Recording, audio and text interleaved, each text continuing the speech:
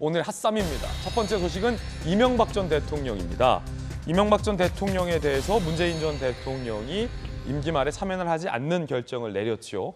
윤석열 대통령은 그때부터 당선인 신분부터 줄곧 이명박 전 대통령에 대해서는 사면이 돼야 한다라고 이야기를 한 바 있습니다. 어제 전직 대통령 이명박 전 대통령이 20몇 년 수감 생활하는 건 맞지 않다. 전례 비춰서라도 사면돼야 한다라고 입장을 밝혔는데 윤석열 대통령의 이야기 들어보겠습니다. 많이 준비하셨어요? 이명박 전 대통령 특별사면 가능성 궁금합니다.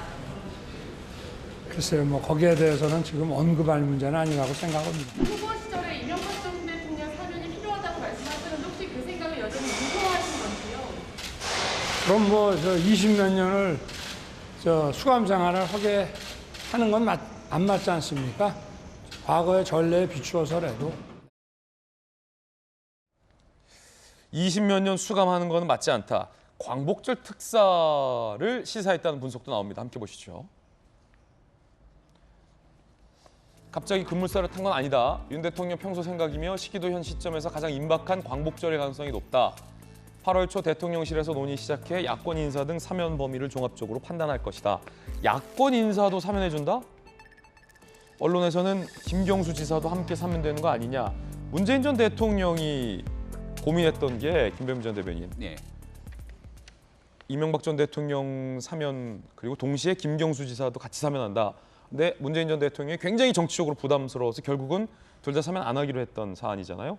광복절이 얼마 남지 않았군요. 그렇게 얘기를 하니까 갑자기 뜬금없이 정경심 교수도 사면해야 된다. 이런 얘기들까지 나왔잖아요. 그 당시 뉴스에 예. 막 그런 정치적 메시지들이 나오니까 너무 뜬금없다. 사면을 두고 정치적인 목적으로 진행하게 되는 것이 예. 국민 대통합이라고 하는 본래 취지와 목적이 맞지 않는다. 이런 여론들이 상당히 있고 결국 문재인 대통령 임기 마지막을 두고 이전 대통령에 대한 사면 문제가 사실상 현실화되진 않았죠.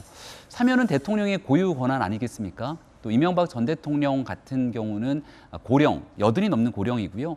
건강 상태가 매우 좋지 않다고 하는 점들이 이곳저곳에서 계속 알려져 있는 예. 상황입니다. 또 수감을 돼 있던 기간들도 좀 상당하기 때문에 국민 통합 차원에서 바라봤을 때 8월 15일 사면될 가능성들이 여전히 살아있는 것 같고요. 다만 이게 정치인에 대한 사면이 이루어지게 되면 또 여러 측면에서 함께 국민 통합을 끌고 갈 수 있는 메시지들도 함께 발신될 수 있기 때문에 여기에 대해서는 다른 사람들은 구태여 말을 보태는 것을 좀 줄이고 오직 대통령의 고유 권한이니만큼 윤석열 대통령이 어떤 선택을 하는지도 좀 지켜볼 필요가 있겠다는 생각입니다. 전인규 의원 어떻습니까? 네, 사실 그 정치인의 사면에 대해서는 많은 국민들을 통합하는 측면에서는 뭐 어떻게 보면 바람직할 수도 있다고 볼 수도 있습니다. 그러나 이명박 대통령 거는 좀 다르다고 저는 보는데요. 정치 사범이 아니고 경제 사범으로도 볼 수 있는 여지가 충분히 있기 때문에 이 부분에 대해서 저는 윤석열 대통령의 선택이 어떻게 이루어질 것인가 사실 굉장히 궁금한 포인트이기도 합니다. 왜냐하면 윤석열 대통령 같은 경우에는 오로지 법대로 라는 이야기를 많이 쓰셨거든요. 예. 그러니까 정치인의 사면, 기존의 대통령이 고유 권한인 사면권을 관련해서는 국민 통합적인 측면에서 정치인들에 대한 사면을 굉장히 많이 해왔었던 거고 이렇게 우리 민생과 관련된 범죄를 저지른 분들을 사면하는 경우를 많이 봤는데 이렇게 경제사범과 이 해당 뭐 다른 논란까지 있는 분들을 사면하는 것에 대해서 법대로를 외쳤던 윤석열 대통령이 어떠한 결정을 할 것인가 저는 해당 부분에 대해서 굉장히 궁금할 정도로 어떤 결정을 내릴지 좀 지켜봐야 되지 않나 그렇게 보고 있습니다. 예. 자, 이명박 전 대통령 건강상의 이유로 좀 형이 집행되는 거 아니냐라는 관측도 상당히 좀 많이 나오고 있는 그런 상황인데 어떻게 될지 좀 지켜봐야겠습니다.